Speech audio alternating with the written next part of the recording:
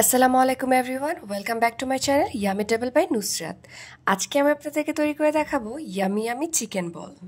এখন এখানে আমি একটি বাটিতে পানি নিয়েছি।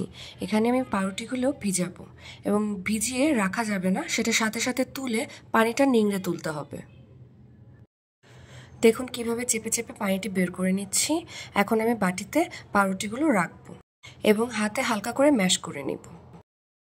এখন একটি ব্লেন্ডার জারে আমি পাউরুটিগুলো দিলাম, স্বাদমতো লবণ দিয়ে দিলাম এবং এখানে আমি 1 চা চামচ গোলমরিচের গুঁড়ো দিয়ে দিলাম, 1 টেবিল চামচ আদা রসুন বাটা, কিছুটা চিলি ফ্লেক্স, ঝালের উপর ডিপেন্ড করবে আপনি কতটুকু ঝাল খাবেন ততটুকু চিলি ফ্লেক্স দিয়ে দিবেন। এখন এখানে 1 টেবিল চামচ টমেটো সস, 1 চা চামচ সয়া সস এবং 2 টেবিল চামচ কর্নফ্লাওয়ার অ্যাড করে দিচ্ছি। এখন সব কিছু একসাথে একটু ব্লেন্ড করে নিব।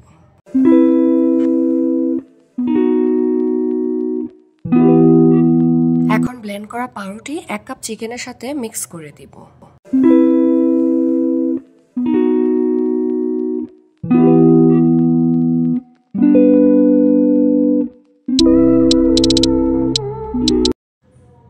মিক্স করা হয়ে গেলে একটা সাইডে রেখে দিব। এখন একটি প্যানে আমি পর্যাপ্ত পরিমাণে পানি নিয়েছি। পানিটি ফুটে উঠলে চিকেন বলের শেপ করে পানিতে ছেড়ে দিব।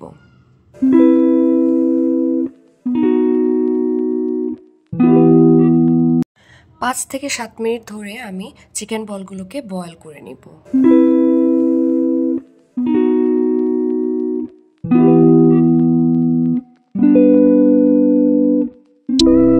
বয়েল করা হয়ে গেলে এগুলোকে তুলে নিচ্ছি।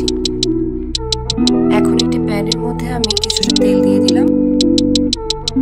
এখন চিকেন বলগুলোকে আমি হালকা করে ফ্রাই করে নিব।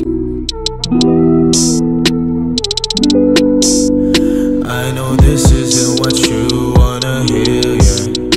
You know I've been down so lately, no motel, yeah. All this pain inside me put me down to dirt, yeah.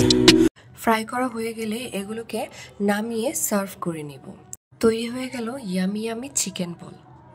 আশা করি রেসিপিটি ভালো লেগেছে। ভালো লেগে থাকলে লাইক, কমেন্ট, সাবস্ক্রাইব করে পাশে থাকবেন। Thanks for watching. আল্লাহ হাফেজ।